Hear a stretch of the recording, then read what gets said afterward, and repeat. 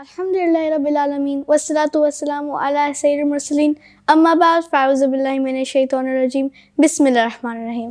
بکھارا میں ایک مجوسی رہا کرتا تھا۔ ایک دن اپنے بیٹے کے ساتھ ماہ رمضان مبارک کے مہینے میں مسلمانوں کے بازار سے گزر رہا تھا جب اس کے بیٹے نے بازار میں کوئی چیز کھانی شروع کر دی۔ مجوسی نے دیکھتے ہی اپنے بیٹے کو ایک تھپڑ رسید کرتے ہوئے غصے میں کہا، تجھے رمضان مبارک کے مہینے میں مسلمانوں کے بازار میں کچھ کھاتے وقت شرم نہیں آتی؟ لڑکی نے کہا، ابا جان آپ بھی تو رمضان مبارک میں کھاتے ہیں۔ والد نے کہا، مسلمانوں کے سامنے نہیں، اپنے گھر میں چھپ کر کھاتا ہوں، ماہ رمضان مبارک کی بے حرمتی نہیں کرتا۔ کچھ عرصے کے بعد اس شخص کا انتقال ہو گیا۔ کسی نے اس کو خواب میں جنت میں تیرتے وقت دیکھا اور حیرت سے پوچھا، تم تو مجوسی یعنی آگ کی پوجا کرنے والے نہیں تھے، تم جنت میں کیسے آ گئے؟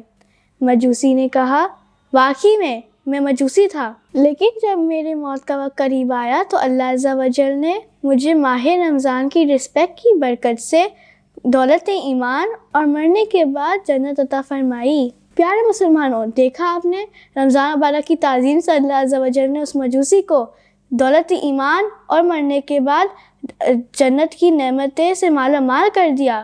اس حکایت سے اسپیشلی ان لوگوں کو سیکھنا چاہیے جو مسلمان ہونے کے باوجود روزہ رکھتے نہیں، اور جو روزہ رکھتے ہیں وہ رمضان مبارک کو غفلت میں گزار دیتے ہیں۔ پیارے مسلمانوں، غور کیجئے، خوب سوچئے، جب دنیا میں روزہ نہ رکھنے والوں کی شریعت میں اتنی سخت سزا بتائی گئی ہے تو آخرت میں ان کی سزا کتنی خوفناک ہوگی۔ مسلمانوں، خدارا ہوش میں آئیے، کب تک اپنی زندگی کو ایسے گزارتے رہیں گے؟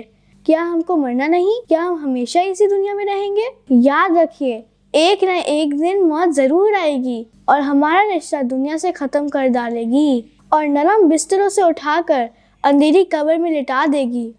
پھر پچھتاوے کے علاوہ کچھ ہاتھ نہیں آئے گا۔ ابھی موقع ہے، گناہوں سے سچی توبہ کر لیجئے اور روزہ اور نماز کی پابندی کر لیجئے۔